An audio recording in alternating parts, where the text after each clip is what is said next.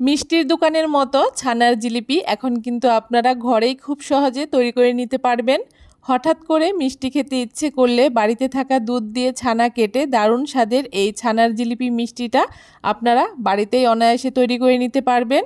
নমস্কার বন্ধুরা, মন কিচেন আপনাদের সবাইকে স্বাগত। আশা করি আপনারা সবাই খুব ভালো আছেন।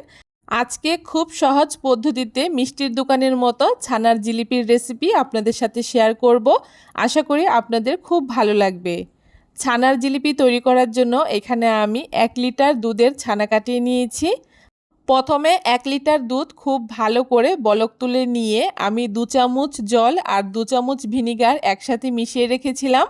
তারপরে গ্যাসটাকে বন্ধ করে দিয়ে ফুটন্ত ওই দুধের মধ্যে আমি ভিনিগার আর জলের মিশ্রণটাকে দিয়ে খুব ভালো করে ছানাটাকে কাটিয়ে নিয়েছি। আর ছানাটাকে একটা কাপড়ের উপরে রেখে খুব ভালো করে জল দিয়ে ধুয়ে জল ঝরানোর জন্য রেখে দিয়েছিলাম আধা ঘন্টার জন্য। আধা ঘন্টা পরে দেখুন ছানাটা কিন্তু খুব সুন্দর জল ঝরে গেছে, একদম ঝুরঝুরে হয়ে গেছে। এখন ছানাটাকে হাত দিয়ে প্রথমে একটুখানি আমি গুঁড়ো করে নিচ্ছি। আর তারপরে এইদিকে একটা বাটির মধ্যে 3 চামচ ময়দা, 1 চামচ চিনি, হাফ চামচ বেকিং পাউডার, অবশ্যই কিন্তু এখানে বেকিং পাউডারটাই ব্যবহার করতে হবে, বেকিং সোডা ব্যবহার করা যাবে না। তার সাথে 2 চামচ ঘি দিয়ে খুব ভালো করে এই মিশ্রণটাকে আমি রেডি করে রাখছি। দেখুন এই মিশ্রণটা খুব ভালো করে আমি মিশিয়ে নিয়েছি। আর অবশ্যই কিন্তু ময়দার পরিমাণটা খুব বেশি ব্যবহার করা যাবে না, তাহলে কিন্তু ছানার জিলিপিগুলো শক্ত হয়ে যাবে, খেতে ভালো লাগবে না। দেখুন এখন এখানে আগে থেকে ভেঙে রাখা ছানার মধ্যে আমি প্রথমে 2 চামচ এই ময়দার মিশ্রণটাকে দিয়ে এখন খুব ভালো করে বেশ কিছুক্ষণ ছানাটাকে মাখিয়ে নেব। যতক্ষণ না ছানাটা একদম সফট হয়ে যাচ্ছে ততক্ষণ খুব ভালো করে হাতের তালুর সাহায্যে একটু ডলে ডলে ছানাটাকে মাখিয়ে নিতে হবে।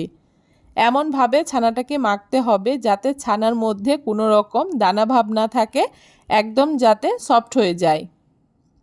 এই কাজটা কিন্তু অবশ্যই একটু সময় নিয়ে করতে হবে। ছানা মাখাটা যত ভালো হবে এই ছানার জিলিপিগুলোও কিন্তু ততটাই টেস্টি হবে। বেশ কিছুক্ষণ ছানাটাকে মাখিয়ে নেওয়ার পরে অবশিষ্ট ময়দার মিশ্রণটাকেও আমি ছানার মধ্যে দিয়ে আবারও খুব ভালো করে মাখিয়ে নিচ্ছি। এইভাবে করে হাত দিয়ে একটুখানি চেপে চেপে ছানাটাকে মাখালে কিন্তু ছানাটা খুব তাড়াতাড়ি একদম স্মুথ হয়ে যায় আর মাখাটা খুব সুন্দর হয়। খুব ভালো করে এখানে আমি ছানাটাকে মাখিয়ে নিয়েছি। এখন ছানার জিলিপিগুলো তৈরি করে নেব। ছানার জিলিপি তৈরি করার জন্য এই ছানাটা থেকে অল্প অল্প করে আমি ছানার ডো নিয়ে এভাবে করে প্রথমে একটা দড়ি মতো পাকিয়ে নেব। একটু লম্বা করে একটা দড়ি মতো পাকিয়ে নিতে হবে।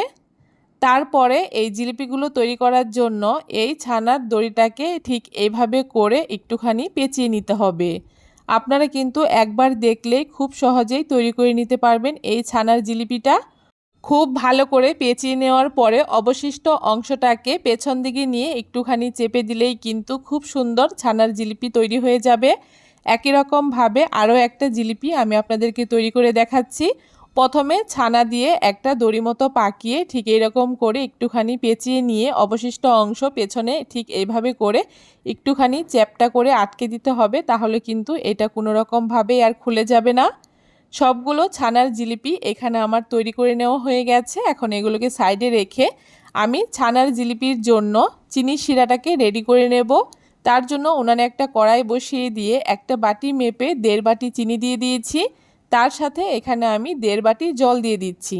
যতটা চিনি ঠিক ততটাই এখানে জল ব্যবহার করতে হবে, তাহলে কিন্তু এই চিনির শিরাটা খুব সুন্দর হয়।